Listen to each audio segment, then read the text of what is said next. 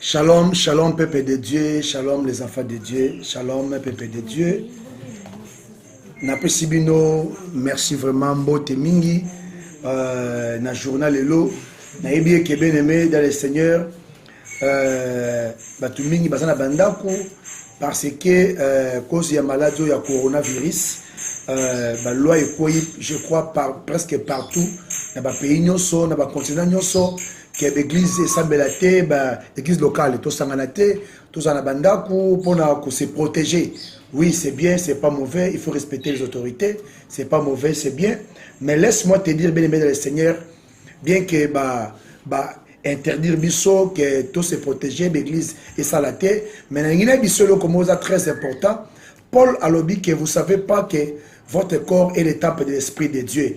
Dans les vraies églises, Oyo, et Kokina Biso se protéger malam. Ils ont l'église localité, ils ont des corps, ou bien ils ont des églises, Oyo, et Seigneur Nabiso, te protéger un malam. Alors, tout le monde qui bien aimé dans le moment, Oyo, il y a coronavirus, dans le bandaku, donc, les mina vos sambela, doit il qu'on sambela, mi ba sambela rara sur l'église, parce que mingi ba bandi l'église na bango, donc bazali, ba fanatique, peut bandi l'église, donc avant nandaku moyen, asambela, azate, moyen, abondé à malam, ezate, mais laisse-moi te dire, bien aimé dans le Seigneur, message on a même lio, et ça message moko, naye ko fortifier mutova nandaku, naye encore ko lendi sou mutova nandaku, naye ko ebiso que non, ton corps, et ça des temples molimo santu, votre corps est le temple de l'Esprit de Dieu, et sengi o se protéger mingi, que nous autres naye se protéger mingi na vie de prière, et se protéger mingi na vie de sanctification, et se protéger mingi na crainte de Dieu, ce qui est très important,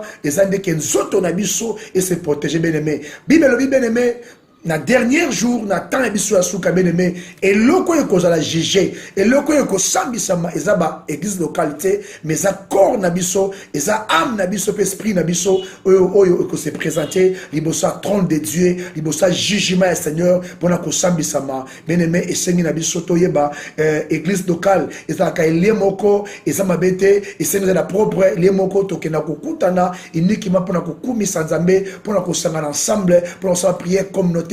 Mais ce qui est très important, notre corps, de Seigneur Nabiso, ils allaient bien préparer, ils allaient bien protéger pour te bien aimer un jour où il y a arrivé à Christ, tu vivre bonheur en Zambé, peut te vivre élévation en Zambé, peut te vivre la rencontre des époux et des épouses. Je crois, qui me dit Oyo, Nalinga qui n'a pas d'introduction Nabiso, pendant que ça peut plaider, mais vraiment, c'est mon Dieu vous bénisse, là où tu es, je crois, Pesanga Mato, il a bien aimé, Pesanga vraiment conscience na yo bien zala kimia na message oyo et ko fortifier yo même aux anandaku na komona so messia de libongo amen. Ok, avant tout le message na biso to sambeli na komona so messia o adali notre Dieu notre Père, j'ai pris au nom de Jésus, est un autre Dieu. La Bible dit tout passera, le ciel et la terre passera, mais sauf la parole de Dieu ne passera jamais. Quelle que soit la conjoncture, quelle que soit bien aimé la loi, mais notre Dieu malobanayo et kotika koleka. Ata mukolo moko te yango nzambe na tang oyo nazote ya mutu moko oyo bien aimé ana posa ko vivre bonheur nzambe na te ya mutu moko ona posa ko vivre avantage nzambe na moya lelo ou bien na poko lelo partout sur l'endanga bien aimé na lingina biso que non prière à lelo message à lelo et que Jésus vous bénisse. Ok, notre thème nabiso autorité partagé moment oyo bien notre exhortation nabiso bien aimé thème nangozali sur les avantages des chrétiens, les avantages des chrétiens dans le monde. Bien aimé dans le Seigneur, laisse-moi te dire eloko nyoso mutako sa na vie asala kapambate ata mutake ko luka musala quelque part tanga ko sa CV na ye tango babengaka epo aya ko signer ceux qui baza d'accord na ye et l'autre le bosso mutata des avantages. Même salaire, mutandi mara salaire pambate ani maratala avantage ataka na mbongo nazozwa est-ce que s'occuper nanga bien bana nanga ou bien la vie nanga malam de l'autre liboso na vie mutu moko sala ka musala pambate atamba tu bakena la classe azotanga classe aluki opso o yaponi azotala avantage nango soka sisi un jour arosala nani arosala nini pour que vie na ye ezala malam. Même bien aimé dans la vie chrétienne, dans la vie spirituelle. Et ça n'a pas avantage dans la vie chrétienne. Dans quand tu as vu un christianisme bien-aimé, ils ont un avantage permanent. Oh, ils ont un ça pour le peuple de Dieu. Oh, ils ont un ça pour le peuple de Dieu à vivre, pour le peuple de Dieu à se réjouir dans l'eau. Laisse-moi te dire, bien-aimé dans le Seigneur. C'est pour cela aujourd'hui, au moment la différence, c'est athées. Au moment où on a bien un chrétien, soi-disant chrétien, on a bien un païen, on a souffert n'engé moko. Même dans la Égypte, lorsque Nzambe a frappé l'Égypte, et là, quand les Bossons ont habité, et c'est a créé une différence entre les Égyptiens et les peuples israélites. Parce que la différence, c'est ça. Comment bien aimé, païen, chrétien, on vivre vie moko, citation moko, l'olenge moko, mais bien aimé, et là, on a confiancé, païen, la région de Bisso, qui est pas de Bisso. Et vous allez parce que tu vas vivre le moko, vie moko. Alors, et avantage, on dit à Matékat Nabiso, on a différencier Bisso Zali. Les avantages dans la vie chrétienne. Les avantages. Et bien, bien aimé, baso vivre pourquoi? Laisse-moi te dire, ming baso vivre. Avantage, c'est parce que, bah, y en a quand tu as vie chrétienne qu'on s'adhère. Bah, ça là, adhésion. Dans la vie chrétienne. En vie chrétienne, et sa vie, il y a des sontés. Et sa vie, il y a qu'on s'adhère. Batu mingi, s'adhérer dans la vie chrétienne, dans le christianisme. Aujourd'hui, on va chrétien, soit disant les chrétiens. Mais en réalité, s'adhérer. Oh, bien aimé, on appelle ça exemple simple. Et c'est là, mboka ebele, parce que le parti politique a miné, même dans mboka au Congo. Au moment où on a parti, on a quelques membres. Aïe considéré dans quatre parti politique. Pourquoi? Aïe considéré pour un jour ceux qui basent pouvoir ça poste ministériel ou bien comme un cadre quelque part, et c'est pour cela aïe considéré. Mais en réalité aza parti wanati. En réalité aza parti wanati, mais aïe considéré adhésion. Au batumi il est dans le cadre du christianisme. En réalité, il y a des chrétiens. Il y a s'adhérer. C'est pour ça que mon boulot continue dans le évangile, mon boulot continue dans l'église. Il y a des pasteurs qui s'adhèrent dans le christianisme. aluki mbongo libanda azwi te aluki te abino na koteya bato na sakola rapport na bango na pesa mbongo et bata bango lelo balo sala mais scandale d'évangile. Laisse-moi te dire aux enfants de Dieu, les enfants de Dieu. Laisse-moi te dire, vie chrétienne sa vie, il y a des ôtés. Vie chrétienne sa vie, il y a une nouvelle naissance.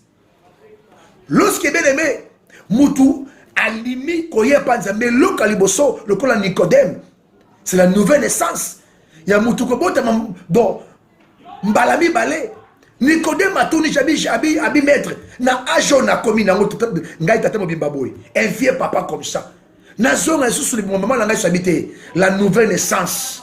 Et ça m'a bien aimé lorsque Moutou acceptait Jésus, acceptait la mort de Jésus, acceptait le baptême.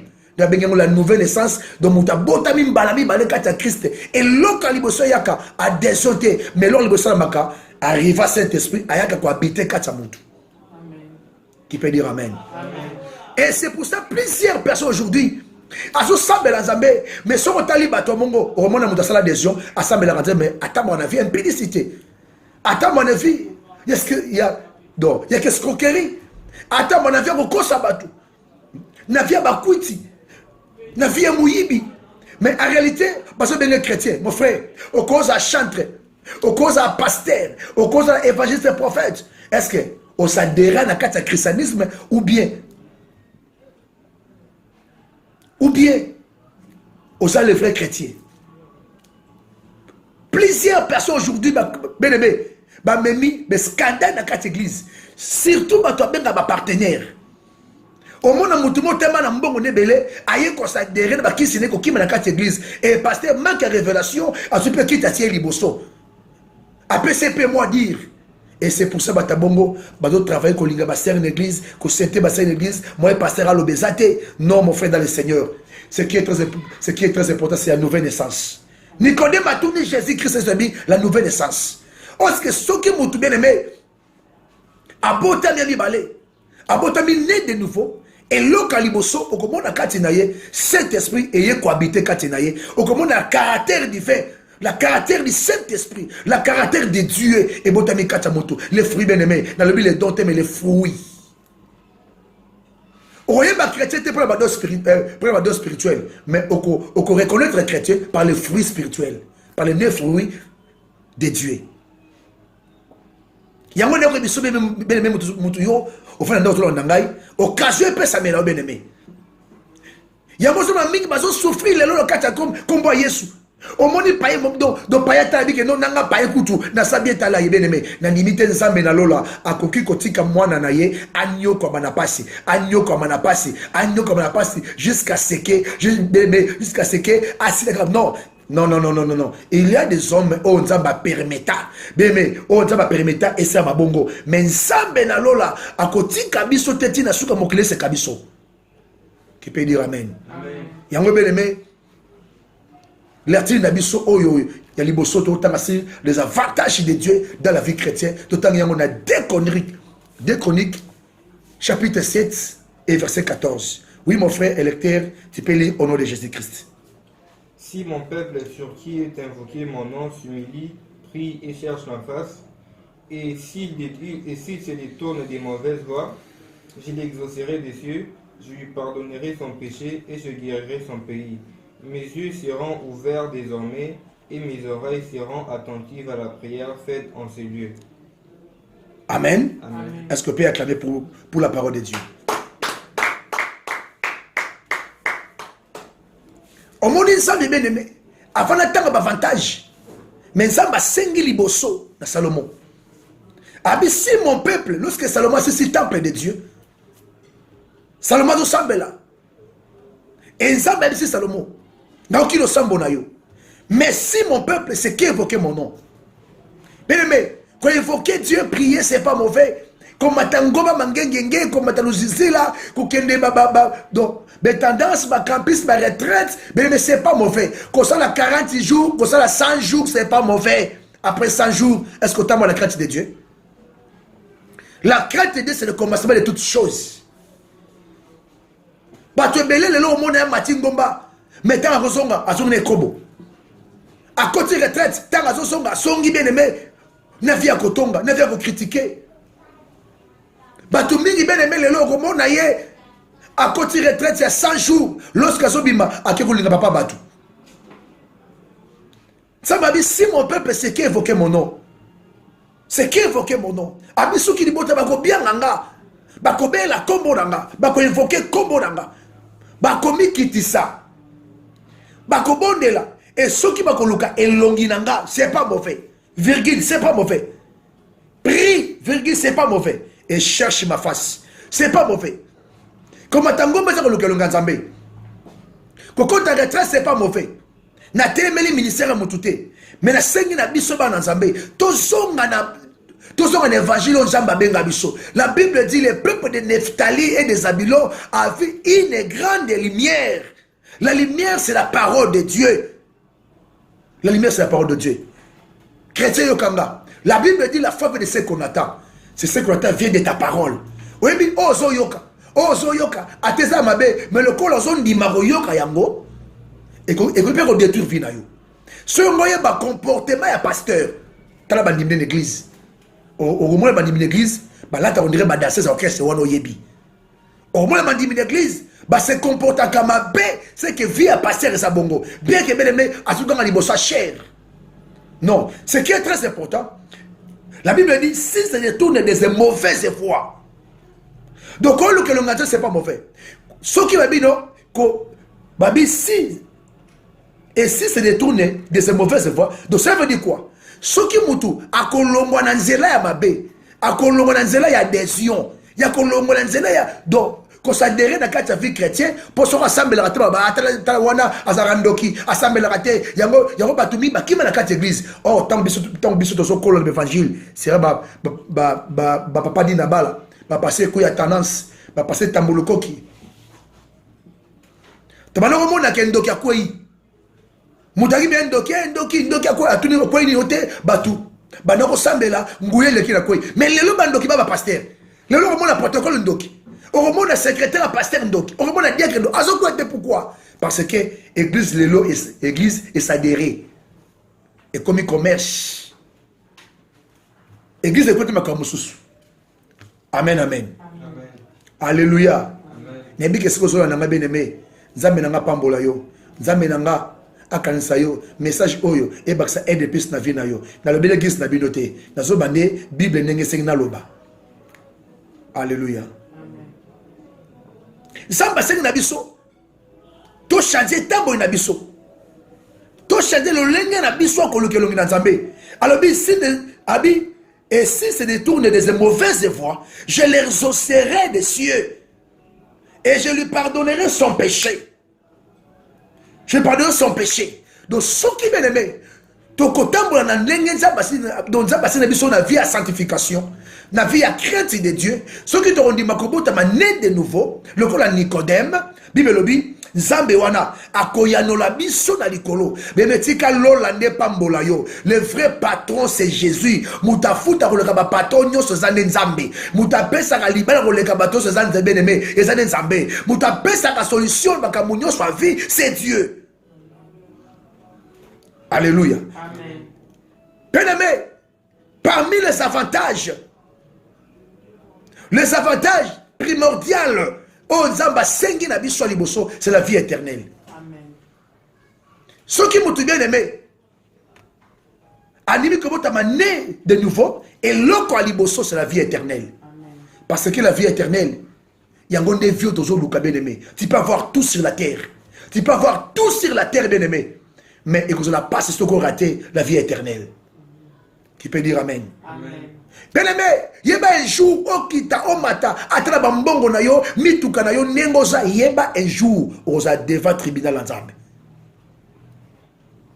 Alléluia. Amen. La vie éternelle. Ça c'est premier avantage. Au mutabota né de nouveau, la vie éternelle. La rencontre des époux et des épouses, la vie éternelle. Et deuxième avantage. Bible lobi akolimbisa masumu na biso, akolimbisa ba péché na biso, pe akoguérir o ezali mboka pe nzoto na biso. Mais laisse-moi te dire, si on a guérison la vie na oté, à partir d'aujourd'hui soit décision. Il y a autant la crainte de Dieu, la vie à sanctification, il y a qu'on dit ma Saint-Esprit à habiter Katinayo, guérison qu'on peut s'améliorer. Quel que soit malade, il y a des démoniaques, des sataniques, quel que soit malade, il y a et bikakate, mais nous par le nom de Jésus-Christ, par le nom de Jésus, la Bible dit, voici les miracles qui accompagneront ceux qui ont crié à mon nom, ils chasseront les démons, ils poseront les mains sur les malades et les malades seront guéris. Alléluia. Amen. Et troisième avantage, la Bible dit, mes yeux seront ouverts. Désormais, bandal lelo, misu nanga Nzambe za likola vi na yo. Oromona mutu, asu ba soldat na porte. Atie ba sentinelle na porte po ba ken la kaye. Ba surveiller kaye. Mais na mona mutu, ata mona soldat na kata mutuka. Mais asasa ya bomi patron, soldat tikali.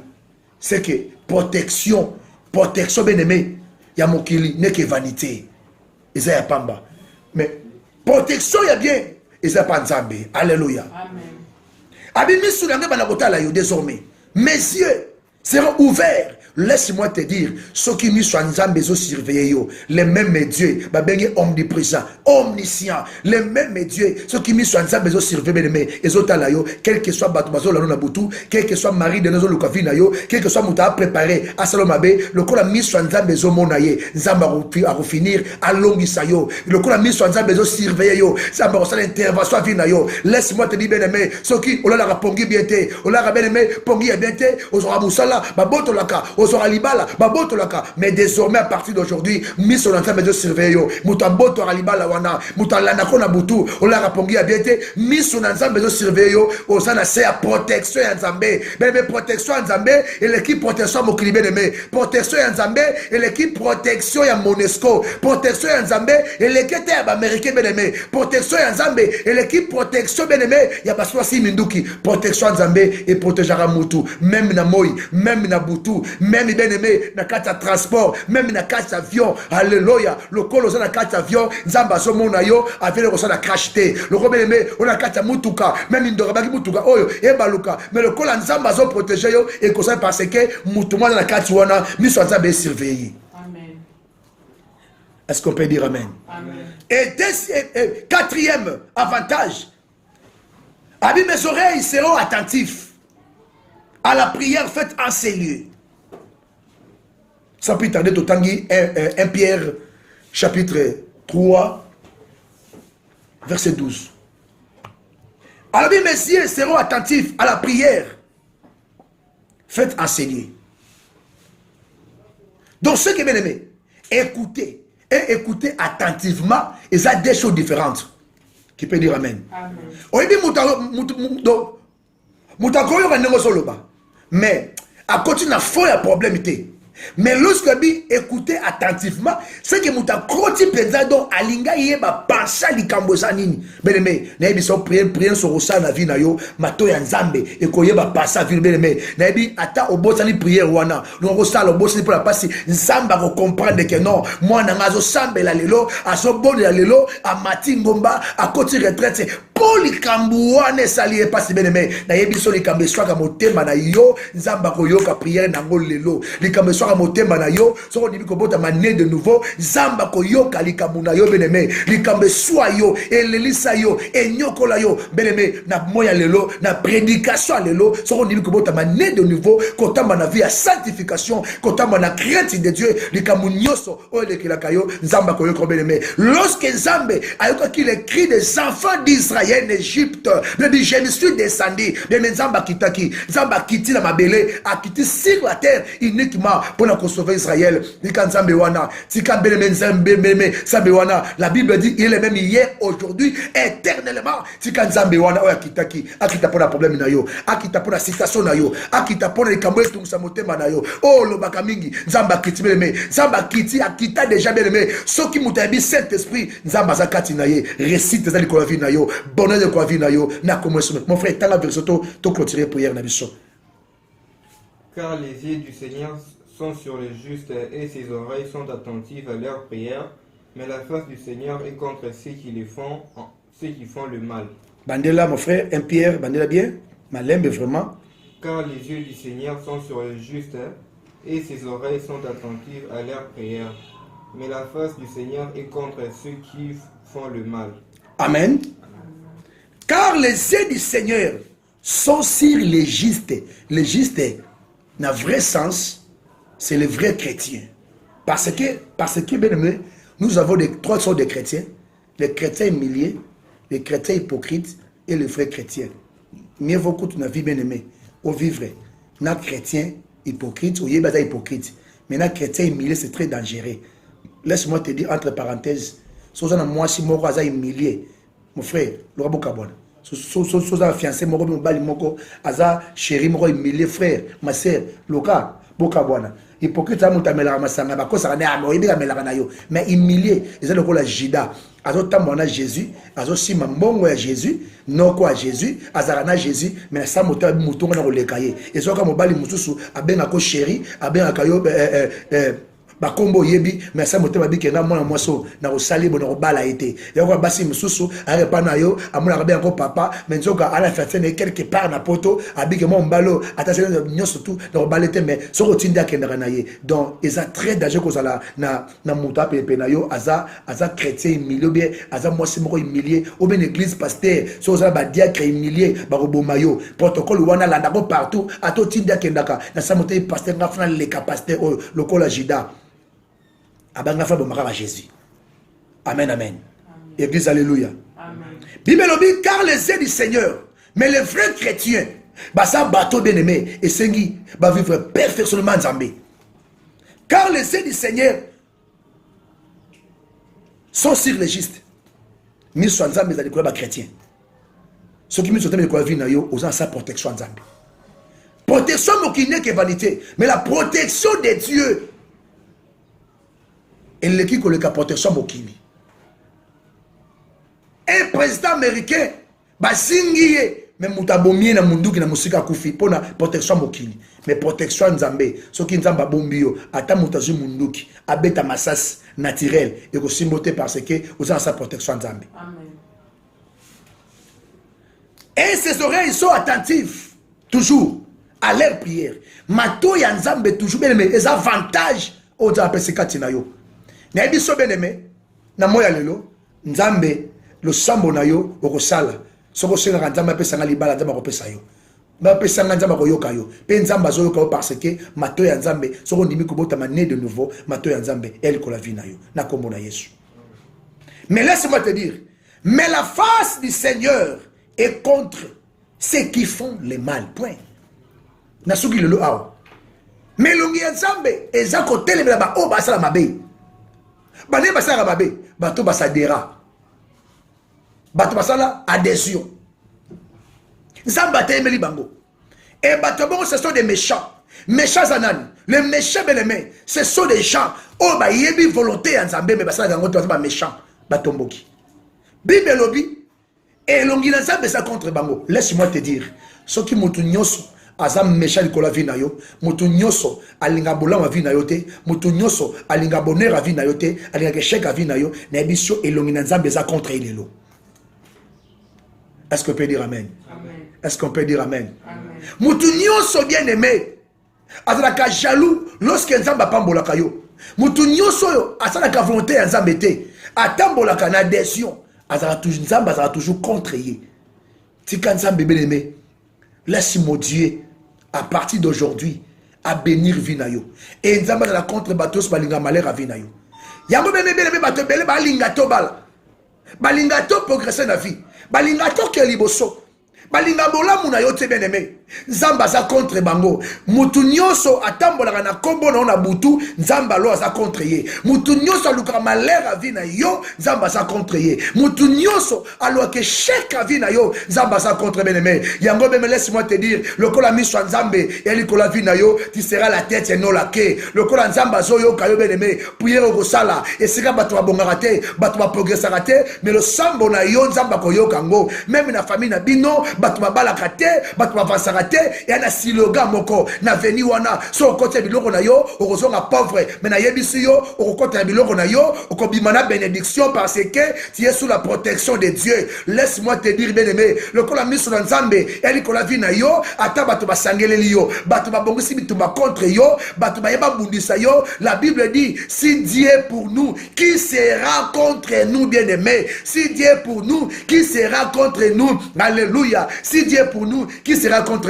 Mutu nyoso à côté mais la vie na yo eza muta famille na yo eza mabali sa matin na famille na yo mais yo ko bala yo ko progresser yo ke liboso pote nzambe na lola aibi posa na yo pote nzambe na lola azomona âge na yo pote nzambe na lola amoni ba classe yo tanga il faut sala nzambe na lola amoni âge okomi nango il faut bala il faut bota il faut progresser bien aimé il faut que liboso na kombo na Yesu parce que bien aimé on a Saint-Esprit katina yo parce que bien aimé on a champion Katinayo. Le champion c'est Jésus. Le champion c'est Jésus. Le champion c'est Jésus. Celui qui a vécu la mort. Et celui qui a vécu la mort, c'est Jésus-Christ, c'est bien aimé. Miso na nzambe, likola vina yo, madi noso bakoba ko na butu nzamba ko longola yango. O so na butu pona abundisa yo, nzamba ko bundisa ye. Bote nzamba zo mona yo. Alléluia. Nzamba zo bien aimé. Paul a lobby, si moi je vis aujourd'hui, c'est pas moi qui vis, c'est Christ qui vit à moi. Mais parce que Paul a qui rempli du Saint-Esprit. À qui rempli parce que Saint-Esprit est qui cohabite kacha Paul. Yango Paul, nyoka soit Paul, Paul a koufati. Nyoka soit Paul a koufati.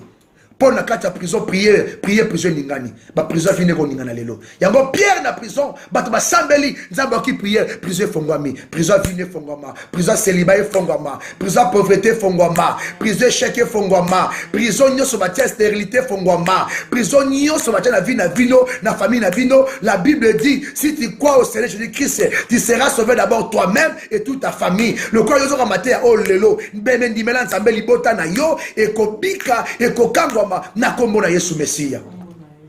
Que Dieu vous bénisse bien aimé. Ezaki exhortation oyo to bongisa ki bien aimé nzamba tinda kina lobela yo pour obika na kombo na Yesu. Moi je m'appelle Pasteur Silas Makoma Kibila. Ce qui message CP ce bien aimé, numéro et la téléphone ezali 089 ou bien plus 243 89 777 90. Donc 089 89 777 90. Pasteur Silas et l'église ministère du salut et de l'intervention mondiale par le nom de Jésus-Christ. Alors que mon Dieu vous bénisse. Dans l'ingito sambela, to bon bien-aimé, je peux prier pour toi bien-aimé. Et si vous allez au bongami, bien-aimé bongami, malam to sambela nzambe, nazo bon nzambe bien-aimé. Yo motondimi bien-aimé, au long en adhésion, on dit la nouvelle naissance bien-aimé. Et si que zomio au bongami to sambela nzambe, vieux Olanda bien-aimé koleka, basi ba koleka, bien c'est koleka, non c'est koleka. Mais bien-aimé, une seule chose ne passera jamais, c'est la parole de Dieu. Nabondeli. Dieu des armées éternelles. T'as la maman, t'as la frère, t'as la sœur. Animi Seigneur, kolongo na adhésion. Animi ko beneme, kolongwa. Na kati beneme. Yamakama be. Andimi la onzambe. Animi abotama de nouveau. La nouvelle naissance beneme. Père éternel, Saint-Esprit aidé. PC maka Seigneur, yakomi na sama kona yo. Ozali nzambe, na kombo na Yesu. Neto bondeli bongo. Amen. Que mon Dieu vous bénisse. Merci beaucoup.